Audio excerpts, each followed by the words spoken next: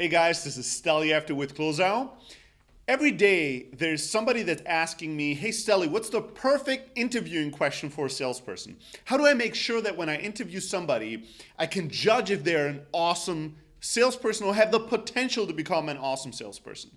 The answer to that question is simple. There isn't the perfect interviewing question for a salesperson. Such a thing just doesn't exist. Like, think about it, like how crazy it is. It's just like asking, hey, what's the perfect interviewing question to know somebody could be a basketball star, have what it takes to be a football star? Like, there's no question you can ask in a performance-based sport or career. Sales is all about performance. And in a performance-based career, you can't just have somebody answer to you in a way that indicates if they're going to be able to perform.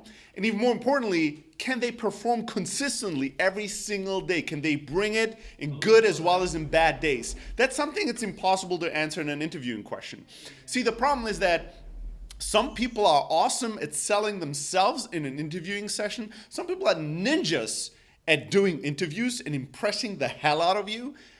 But that doesn't really mean that they're going to be amazing in doing sales for your business and amazing in doing sales for your business consistently every single time.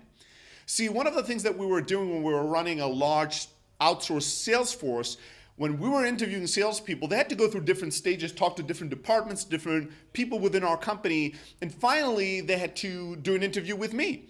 And I thought that my judgment of people was pretty good, especially when it comes to sales. But that didn't mean that I knew who the winners were necessarily. You know, one fun thing about that is that once in a while I was totally wrong. And what we did actually, right after having somebody go through all the interviewing stages, is they actually had to do a few cold calls in front of the entire sales team. That was kind of the litmus test. Can somebody actually, after they went through the interviews, can somebody perform under pressure? And one day I remember there's one example where somebody came in recommended by one of our best employees. So not some Craigslist job posting, somebody came in through a warm referral, like high recommendations, came in, the guy seemed amazing. He went through all the interview stages smoothly like this, and then when I talked to him, I was impressed. I thought the guy was amazing. And then we put him in front of the sales team to do a few cold calls. And he had a massive meltdown. I've never seen anything like that. Like, the guy had an incredible meltdown, started like sweating, started stuttering. He just couldn't perform. It was horrible. And at the end of it, he looked me in the eye and he was just like, all right, this is not for me. If it was just for the interviewing questions, he would have probably done an amazing job, no matter how difficult the question was. He was just really well put together, energetic, enthusiastic, charismatic. He was awesome at actually presenting himself. But when he came to actually performing in front of everybody, making a cold call with a high risk of being rejected, he couldn't handle the pressure. And you know what? Some people did actually a pretty good job during those cold calls. Does that mean when somebody did an amazing job, the cold call, that person would turn into an amazing salesperson down the line? No, it doesn't.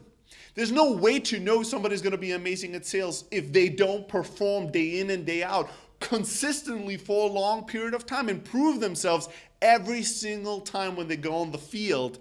They show up at the office and they actually bring it again, especially on days where things are rough, when they have personal problems, when there's some good reason why they shouldn't perform at the same level. That's the days where you can actually tell if somebody is okay, bad, good, or great at sales.